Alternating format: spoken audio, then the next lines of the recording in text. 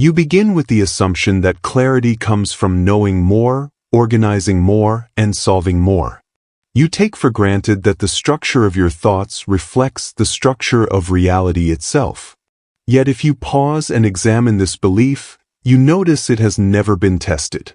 It was simply inherited and repeated until it felt self-evident. Al-Ghazali confronted this same assumption.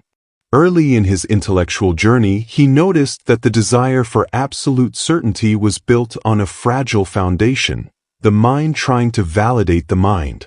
You start to see that the more you depend on thought to secure truth, the more you depend on something that has never confirmed its own reliability. The question quietly arises, can the mind guarantee the truth of what it thinks? Al-Ghazali lived in a world defined by scholarship, debate, and intellectual rigor. Baghdad was a center of philosophical inquiry, theological argument, and scientific reasoning. Scholars competed through logic, mystics pursued inner truth, jurists defended doctrinal systems. He absorbed all these traditions until he knew their strengths and limitations intimately. In this environment, every school claimed certainty, yet none could justify it without presupposing their own conclusions.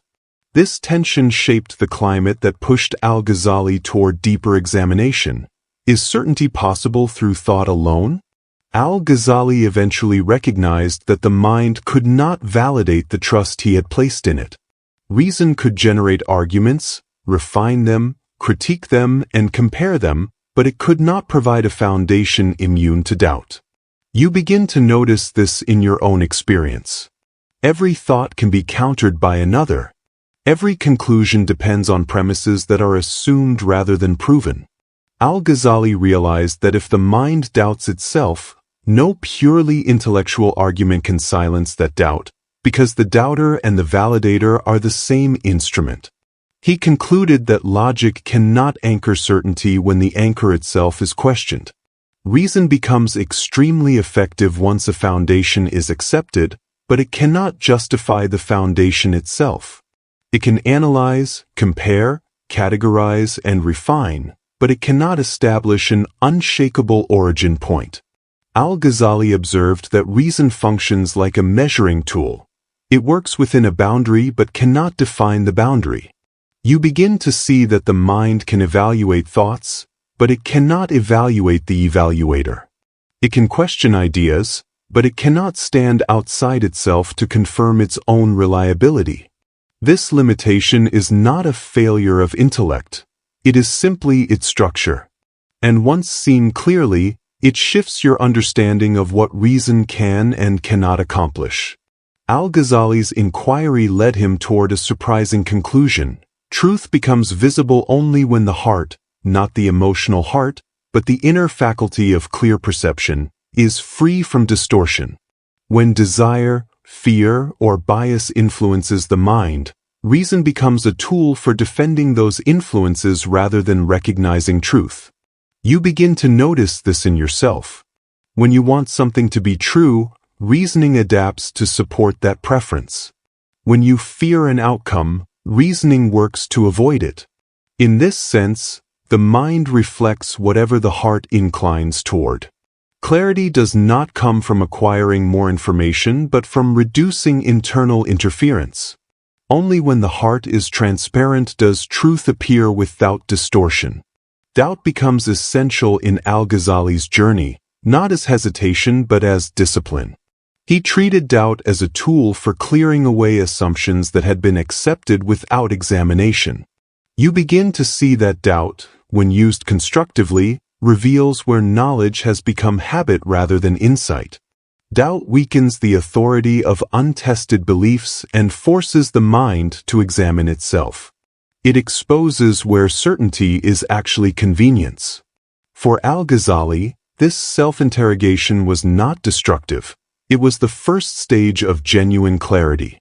Only through disciplined doubt can the superficial layers of thought dissolve, revealing a deeper ground of understanding that does not depend on constant mental reinforcement. Al-Ghazali concluded that insight does not arise from argument but from transformation. When the heart becomes clear, understanding emerges without effort. It is not produced by chains of reasoning but revealed through direct recognition. You begin to see that some truths do not require proof because their certainty is experienced rather than constructed. Understanding of this kind does not fight doubt.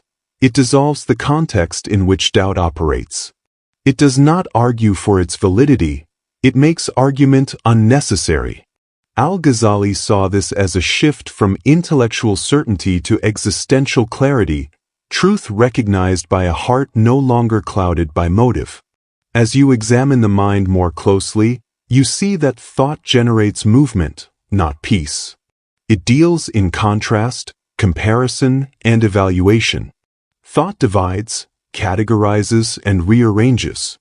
It is excellent for navigating the external world but poorly suited for settling internal questions. Al-Ghazali observed that thought cannot produce peace because peace is the absence of mental conflict. Thought is a tool of activity, while peace is the condition that arises when activity ceases. You begin to see this distinction clearly. Every attempt to secure inner calm through thinking creates more thinking. Every attempt to solve anxiety by analysis energizes the very mechanism producing anxiety. When you try to think your way out of agitation, you are relying on the same movement that generates agitation. Thought cannot step outside its own activity to create stillness. Al-Ghazali identified this as a logical impossibility rather than a mystical insight. A tool designed for motion cannot produce rest.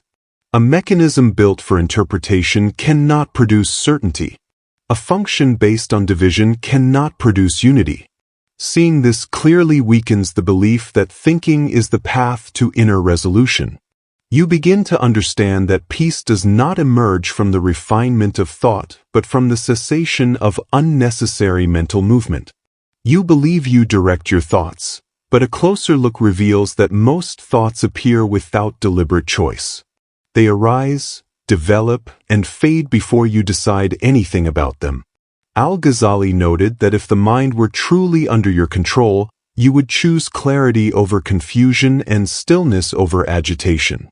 The fact that you cannot maintain these states through intention shows that thought is not obedient to will. This does not imply helplessness. It simply reveals that thought is autonomous. It follows patterns shaped by conditioning, memory, and desire. The assumption of control creates tension because you believe you should be able to stop or redirect thinking at will. When you fail, you interpret it as a personal shortcoming. But Al-Ghazali reframed this failure. The problem is not your inability but the assumption itself. You begin to see that letting go of control is not surrender but accuracy. Once the mind is no longer pressured to obey, it becomes clearer. Without the burden of self-management, thought becomes more precise, less reactive, and less intrusive. Seeing the autonomy of thought removes the strain of constant self-regulation. The mind is recognized as a function, not a ruler. Once this is seen, unnecessary conflict dissolves. As the inquiry deepens, you recognize that the pursuit of inner peace through thought depends on a subtle assumption, the assumption that peace is absent. When you try to think your way toward calm, you act from a position of lack. Every effort reinforces the belief that something essential is missing. Al-Ghazali identified this as the central paradox of the seeker. The harder one tries to achieve certainty, the further one moves from it, because striving energizes the very mechanism that doubts. Peace cannot be obtained as an object because it is not separate from the self. You begin to see that effort intensifies the sense of incompleteness. When the mind strives, it contracts around the idea of deficiency. When it rests, the sense of deficiency fades. Peace is not created when thinking becomes perfect. It appears when thinking stops demanding perfection. This recognition marks a shift.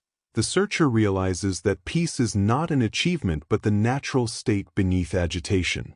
Peace is what remains when the mental insistence on solving everything relaxes. At this point, Thinking still functions but no longer claims responsibility for creating inner stability. The tension between thought and peace dissolves. Effort becomes unnecessary because the goal is no longer external. Peace is not reached, it is revealed. As the inquiry concludes, you begin to recognize a quiet clarity that does not depend on conclusions. Thought continues to operate, but it no longer tries to secure certainty or manufacture peace. It becomes one activity among many, not the authority over your inner state. Al-Ghazali saw that when the mind reaches the limit of its own capacity, a different kind of understanding emerges, an understanding that does not arrive as argument, but as stillness. Truth does not belong to the thinker.